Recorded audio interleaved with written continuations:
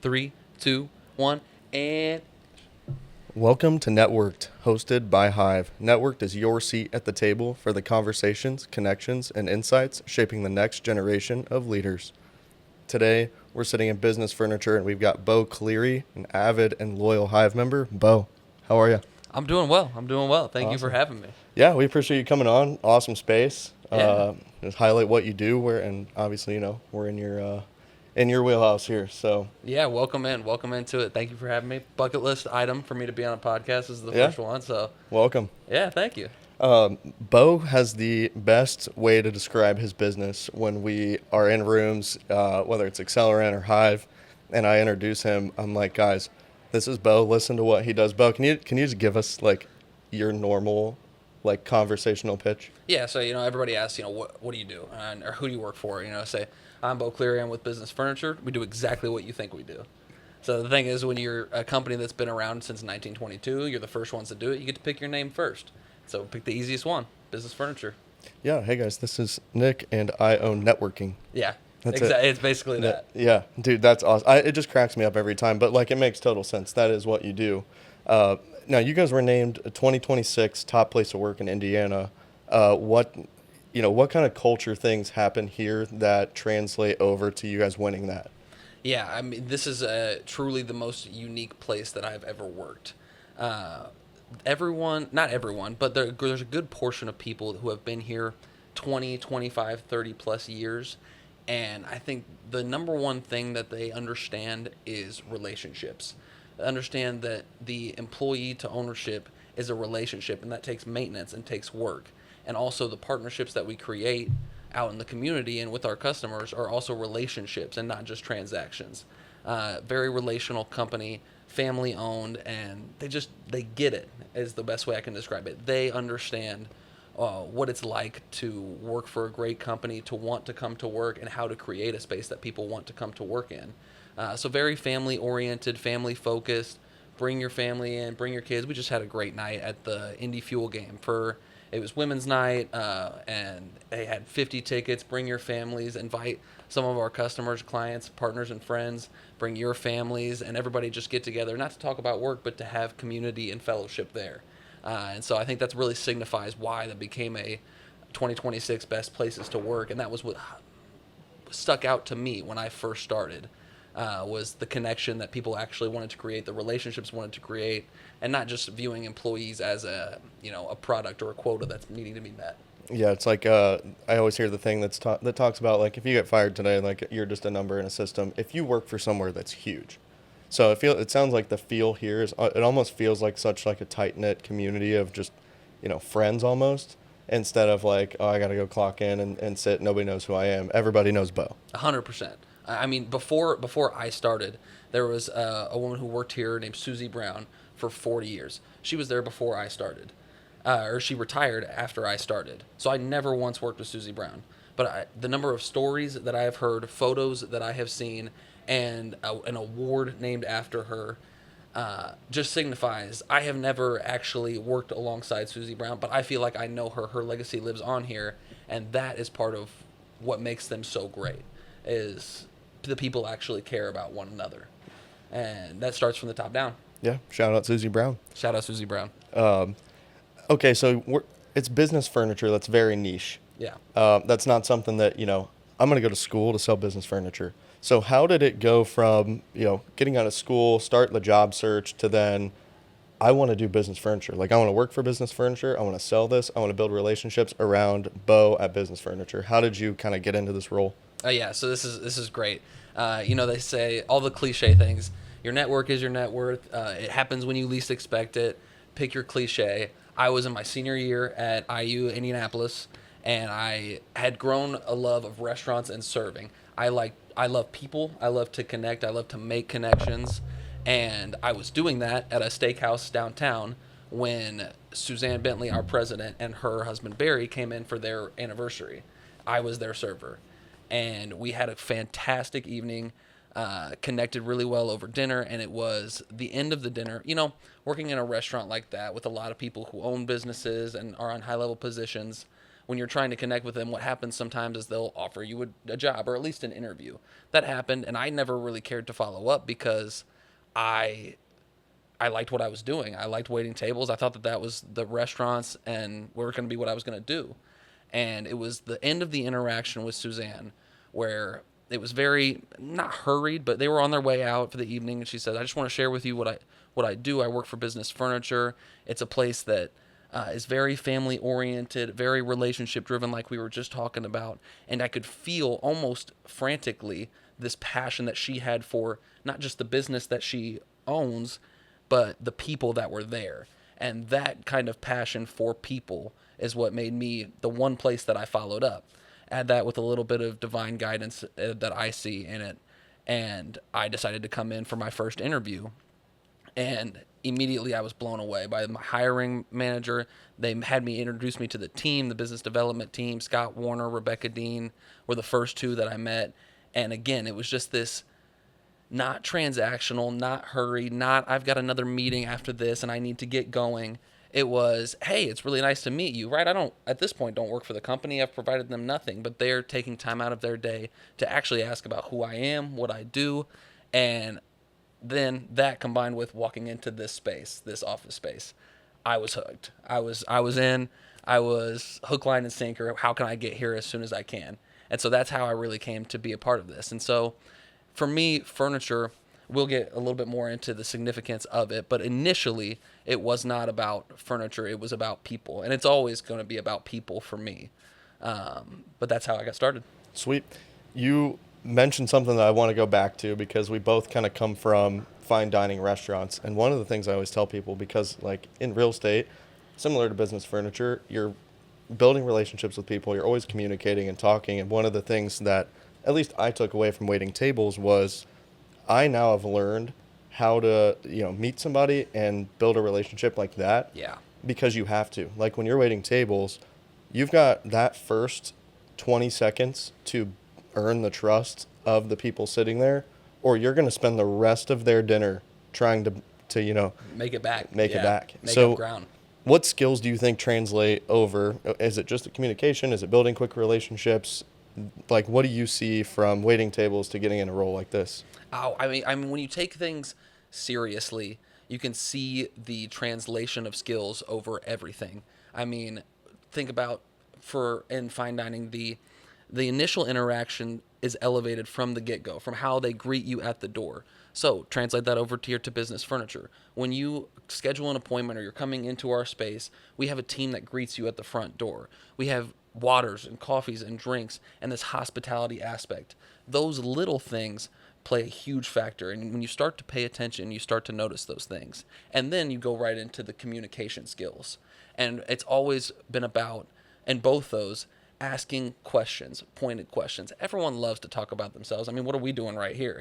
How'd you get me to say yes to this podcast? I could talk about myself, right? But you ask people questions about themselves, and more intentional questions is, hey, how's it going? What are you up to? Right? Why are you here? Oh, it's your anniversary? Why? What made you pick him, or what made you pick her? How can you get more intentional? So then you translate that over to the business side, and we help people solve problems in their workspace. Okay, so how do we work? How do people in this area, in this room, work together? What goes on? Does it need to be, does this table need to be 42 inches off the ground because people are standing at it all of the time? So it's those kinds of intentional questions and really trying to get to know the other person that leads people to trust you. So before that too, you said we'll get into like why the furniture matters and what that brings to a space. And then you were talking about, does this table need to be 42 inches? So you build this relationship with somebody, then like, why does the furniture matter? Like what part of their space does this actually like play? I mean, I could go forever on this. And so I'll start it with, one thing I love personally, I love nature documentaries. So watching this one, there was a tiger in a cage, and it's a poorly kept cage, right? That's not being cleaned, and the tiger is showing signs of depression all the time, not wanting to get up, not wanting to move, dragging his face, sleeping all day.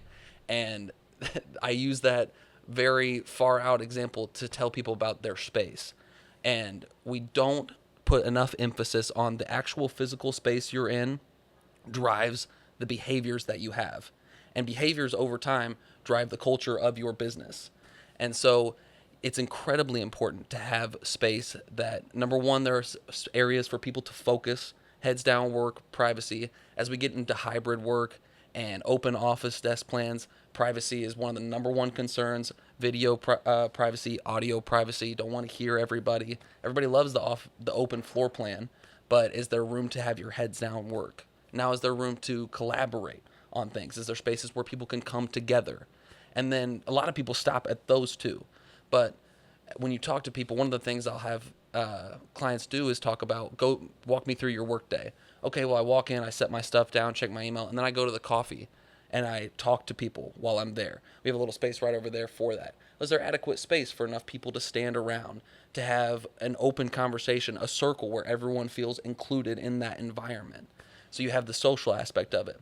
We have back in the back a big think tank, a library for people to learn, because you have to educate your employees, right? When I came into business furniture, I knew zero about furniture. They had to teach me almost all of it. And so there was a space and equipment for me to learn about those things. And then even if you hit all four of those, the focus, the collaboration, the social, and the learning, the other one that is unbelievably important, especially now, is rejuvenation. Is there a space, if we're going to be here for 8 hours a day, for employees to take time to not be on a screen, not be working, rejuvenate? Because that's how people do better work. Is, can I take 30 minutes to go into a room and however you decide to relax? Do you meditate? Do you walk around the building? Is there an outdoor space for you to work for a little bit and get a little bit of sunlight, a little bit of vitamin D? So it is unbelievably important. It's not just, it is just the physical space, but the physical space does so much more for your behavior, and that over time is what drives really the soul of your business. That's awesome. So, do you go into, like, when you go somewhere and visit somebody's office or maybe go for coffee, like, are you just sitting there, like, judging their furniture? And be like, I bet these employees suck because their workspace is No, not. I mean, I try not to, but I mean, you do it when you go over to somebody's house. You can feel the intention behind someone's space when you go over to their house. When you go to a well-curated home, hosting a nice dinner party, and it's intimate and it's fun, it adds a whole new element to the evening versus, for somebody who cares about space, I sure do have a messy apartment, right? If you were to come over there, you would feel chaotic and intense, and it wouldn't be as enjoyable if it was perfectly curated. And so I think you can definitely feel walking into spaces, Yeah. If there, how much thought was put behind this. Yeah. No, that's awesome. I didn't realize, I mean, even sitting here talking to you, I'm like, I didn't realize how intentional you have to be when you break up the spaces of a workplace. Yeah. So I'm sure that, like, when you just talk to somebody about, well, do you have a space for your employees to rejuvenate? Here's why it's important. Now let's sell some furniture. Yeah. I mean, 66% of employees say that they have a poor well-being or poor mental health at work or because of work. And it's even higher in Gen Z. Gen Z is like 70 to 71%. That comes right from Microsoft. I mean, it's a huge deal. And having that space to rejuvenate, like out here to our left over here, you'll see our outdoor patio. Not really right now because it's raining, but when it's nice outside, you'll see people sitting out there enjoying that. And just having that choice, the ability, you don't have to use it, but having the ability to step outside one day and to take a call out there, take a work meeting out there is so incredibly rejuvenating, right? You come back in from getting that vitamin D sunlight and man, we weren't built to be in buildings, in cold, dark buildings for 8 hours a day. We're meant to be outside. And so you can definitely feel that. Yeah. Dude, that's, I love going for like a walk in the middle of the day, let alone if like I'm at my workplace and then I can just go outside, hang out. Yeah. Let's shift gears a little bit. Tell me about kind of your experience with Hive so far. What do you think of it? What kind of drew you in? And then, where do you kind of see yourself going with it? Yeah. So Hive is incredibly unique in the fact that here's how I place a value on Hive. It is, people say your network is your net worth. Hive to me is the Roth IRA. We will, and we have shared referrals, shared business, connected people. But for me, I know that I'm banking on the fact that the people who twice a month show up either before or after their work and don't aren't just out there doing whatever they want to for fun, are interested in developing themselves. That those are the people that 20 years from now are going to be running companies, that are going to be changing the way that Indianapolis and the world work. And so that's my investment. Anything that we can do for each other right now, I love. But it's what's the trust currency, right? The trust that we have now, over time, like the time value of money, the time value of that trust currency is going to be make us millionaires when it comes to trust, and hopefully millionaires down the line as well. But I think that's what's super important to me. So when I stepped into my first Hive meeting room, we were at the 8900 Keystone building and came in from work. So I was dressed nicer than I would outside, but all of these impeccably dressed young professionals. And we had a speaker, professional development, and then getting into this more networking type, smaller circles based around it. And I heard the care that people my age, a little bit older, a little bit younger, put into their work. It was something that I needed. I needed that kind of positive influence, right?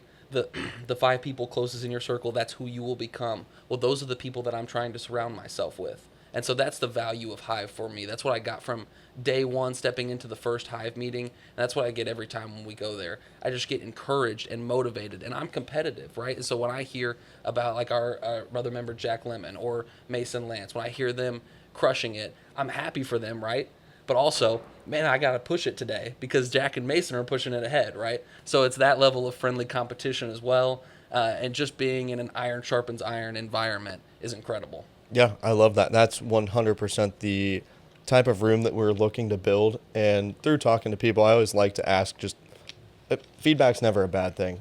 Whether you have criticism or have praise, being able to receive that feedback. But most of what I've heard from people is just like, yeah, the referral aspect is great, but like you said, Hive is the Roth IRA of our relationships and our business right now, and investing in it and being serious about it at the moment will have a significant return, but it's not going to be tomorrow. Yeah. And so I think that analogy is perfect. It just takes a little bit of foresight, right? Does everybody want to be, at, well, where were we last time? At the Fisher's place until, we were there till what, 9:30 at night on a Tuesday night with work? It probably wouldn't be everybody's first choice, but it's the investment and it's the commitment to myself and to everyone around me to grow and to have that growth mindset, always be seeking places to grow. Those are the kind of people that I want to be around, that you want to be around. And that's what is going to propel us and give us a leg up over other young professionals in Indiana and in the world. Some of the young professionals that we work with are very self-motivated. Others have kind of stepped into, maybe a 9-to-5 kind of role and then realized I can get very entrepreneurial with my vision. Even if they still clock in and out of a place, they can be entrepreneurial and have a more of like a business-focused vision on their career. But some of us didn't get this way without maybe the help of a mentor or a friend. How important is something like that in your experience? I can't, if I was restarting, if I could go back to myself at 18, the first thing I would say is to seek out great mentors. So here at Business Furniture, that to me that can also be a great value to a young professional. If you don't feel the entrepreneurial spirit right off the rip, to find a place with good leadership. So people like Terry Richard here at Business Furniture, Mary Beth Oaks, Suzanne, Mike Zudema, Scott Warner, Rebecca Dean, Sammy Dane, and those kinds of people that are willing to pour into you in a space like this. That's what I would seek out as a young professional. What I would have done at 18 and what I'm glad I did at 23 was to seek out a place with great leadership like that, because mentorship, again, it's the who's around you is who you become. And so you see people who are crushing it, and Hive as well is that for me as well. You see people who are crushing it, and you can talk to them, you can lean on them and say, hey, I'm in this situation, and I actually don't know how to respond. And ChatGPT doesn't know the intricacies of your situation the way that those people who have lived it have. And so they can coach you on that. Another one, Coach Woody, our mutual friend, another great mentor of mine, who can coach you through not just the business aspect of it, but how it relates to you in your life, because they're there and present for it. And I cannot speak highly enough of the mentors that I've had in my life. And that is what I would tell every single young professional, is to seek out as many mentors and have them pour into you, because the people who will pour into you, those are the best kinds of people, right? If they're willing to take the time, then they're the right person, because not everybody's willing to. It's the ones that are willing to pour into you, that those are the right people that you need to be listening to. Yeah, I think in even people that are younger are, and I mean, I've run into it before, whether it's somebody on Instagram, somebody marketing a course, maybe whatever they're doing, they love to gatekeep kind of what they're working on and learning from them, and access to them is very gate kept. So I think that maybe some people don't understand that there are mentors and people out there that are willing to help you, and they don't gatekeep. Like people in the real estate business and even in networking that I've met with, they don't gatekeep anything. They're like, here's where I failed, here's where I succeeded. I'll connect you here, I'll connect you there. I'm happy to pour into you just because I'm like, I like you. You're a good person. And so many people charge for that. Yeah.